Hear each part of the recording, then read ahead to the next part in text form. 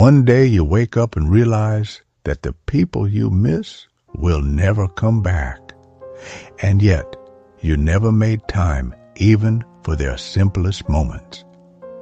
My name is Arthur. I'm 90 years old, and there's only one thing I want to tell you today.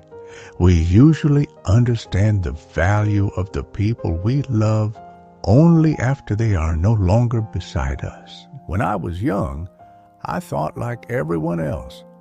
I believed life was made up of big things, big achievements, big plans, big changes. I thought happiness was somewhere ahead of me, and all I had to do was work a little harder to reach it. But no one ever told me that life is actually made of the small moments hidden between those big things. I realized that far too late. When I married my wife, we lived a very simple life. We didn't have much, but we had something important. We had time. Quiet evenings together, sitting in the kitchen, drinking tea, talking without any special reason. Sometimes just sitting in silence. Those moments were quiet, but they were full, and I couldn't see that fullness because I was always in a hurry to be somewhere else. Every time she said, "Come sit with me for a while," I would say, "Not now, maybe later." Every time she wanted to talk, my mind was somewhere else. I believed those moments would always be there, that we would always be able to sit at that same table. That's where people make their biggest mistake. We assume that the things we believe will always be there will never end. I remember one evening. It was near the end of her life. My wife said to me, "Let's go for a walk." It was such a simple request, and I said, "I'm tired, we'll go another day." We never took that walk. Moments like this happen many times in a person's life, but you never know which one will be the last. When my children were growing up, I made the same mistake. They wanted to show me small things, drawings they made, little stories from school, things that seemed unimportant. Most of the time, I would just nod. I pretended to listen, but I wasn't really there. My mind was at work, in the future, in plans. One day, my daughter took my hand and led me to the window. She said, "Dad, look how beautiful the sky is." I glanced for a second and said, "Yes, it is," and went back to what I was doing. Now I think about it.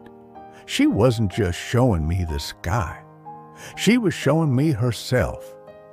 Now I try to remember those moments, but most of them aren't there, or they are, but blurred, because I wasn't paying attention when I was living them. Once my son said to me, "Dad, look, I made this." And I said, "That's very nice," without even lifting my eyes. He stood there for a few seconds, then quietly walked away. That moment was small to me, but for him, it might have been everything. Now that moment is stuck in my memory because I understand that it wasn't small at all. It was life itself. We don't treat life itself as something important. We wait for it. We think a better time will come, a more suitable day, a more comfortable phase. But life is not that right moment we keep waiting for. Life is already happening. It happens in the tea you drink together in the morning. It happens in a phone call made for no reason. It happens when you take your time to answer someone who asks, "How are you?" And I missed most of it. In her final years, my wife started to speak less. She used to be the one who talked. Then she became the one who simply looked. I saw it, but I still didn't fully understand. One evening, she said to me, "We lived a lot, but we didn't live enough moments together." That sentence didn't break me at the time, but now, those words repeat inside me over and over again. When she passed away, the house stayed the same, the furniture stayed the same, but everything changed because those small moments disappeared. No one tells me, "Come sit with me" anymore. No one just sits beside me in silence anymore. And for the first time, I understood something clearly. What I miss is not the big events. What I miss are those ordinary, simple moments I never paid attention to. Now when I look back, I see that life was never complicated. We made it complicated. We chased big things and lost the small ones. And without those small things, the big ones mean nothing. When a person loses the people they love, they realize that what they truly miss is not just their presence, but the simple moments they shared together, eating together, being in the same room, laughing for no reason. Those things don't come back.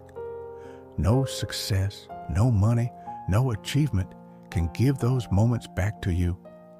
Albert Einstein once said, "There are only two ways to live your life, as though nothing is a miracle or as though everything is a miracle." I chose the first, and I didn't even realize I was choosing it. Everything felt ordinary to me. Drinking tea together, someone waiting for you, someone wanting to talk to you. I never saw any of it as a miracle. But now, when I look back, I understand that every one of those moments was rare. Rare in a way that they would never happen again. And now, the greatest miracle for me would be to go back and live those days just one more time. At 90 years old, I can tell you this because I have lived it.